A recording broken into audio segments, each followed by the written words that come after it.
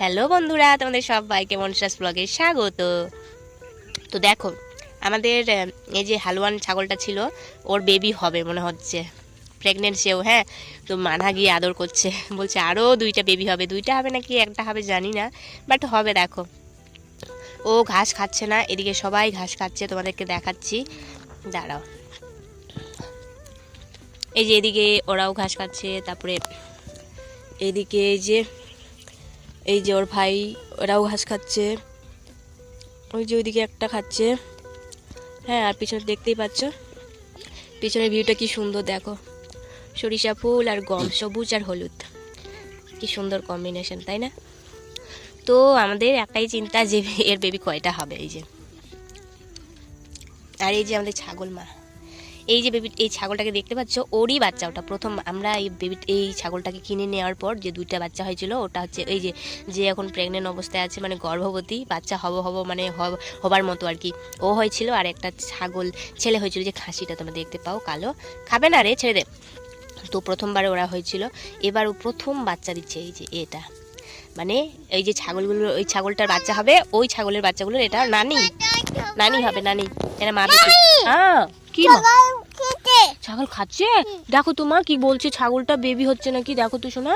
আমি ছাগল পাতা খাই। হ্যাঁ, কি ছাগল পাতা খাবে? আচ্ছা, এখন টেনশন হচ্ছে ছাগলটা পাতা খাবে কিনা।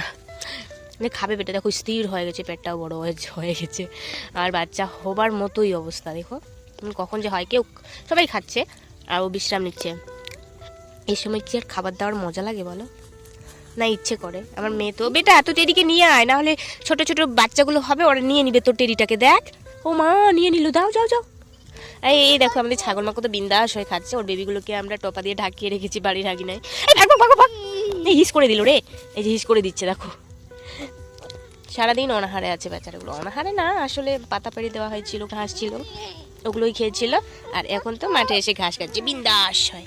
আর ওই পারে ওরা সবাই ডাকছে মানহা মানহা করে, আদিবাসী পাড়ার সাঁওতাল মেয়েগুলো, বাচ্চাগুলো আর কি। তো দেখো বিশ্রাম নিচ্ছে, জানি না কখন হবে। তবে মা এসেছিলো, তো মা বললো যে এখনই হয়ে যাওয়া ভালো।